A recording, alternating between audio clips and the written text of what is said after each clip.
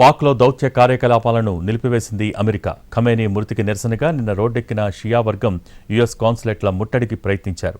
కరాచీలోని US కాన్సులేట్పై దాడికి పాల్పడ్డారు. రాళ్లు, కర్రలు, రాడ్లతో అటాక్ చేశారు. పరిస్థితి పూర్తిగా అదుపు తప్పడంతో కాల్పులు జరిపారు. ఈ ఘటనలో 10 మందికి పైగా చనిపోయారు. నిన్నటి ఘటనలతో పాక్లో తాత్కాలికంగా దౌత్య కార్యకలాపాలు నిలిపివేసింది అమెరికా. పాక్లో దౌత్య కార్యకలాపాలను నిలిపివేసింది అమెరికా. ఖమేనీ మృతికి నిరసనగా నిన్న రోడ్డెక్కిన షియా వర్గం యుఎస్ కాన్సులేట్ల ముట్టడికి ప్రయత్నించారు. కరాచీలోని యుఎస్ కాన్సులేట్పై దాడికి పాల్పడ్డారు. రాళ్లు, కర్రలు, రాడ్లతో అటాక్ చేశారు. పరిస్థితి పూర్తిగా అదుపు తప్పడంతో కాల్పులు జరిపారు. ఈ ఘటనలో 10 మందికి పైగా చనిపోయారు. నిన్నటి ఘటనలతో పాక్లో తాత్కాలికంగా దౌత్య కార్యకలాపాలు నిలిపివేసింది అమెరికా. పాక్లో దౌత్య కార్యకలాపాలను నిలిపివేసింది అమెరికా. ఖమేనీ మృతికి నిరసనగా నిన్న రోడ్డెక్కిన షియా వర్గం యుఎస్ కాన్సులేట్ల ముట్టడికి ప్రయత్నించారు.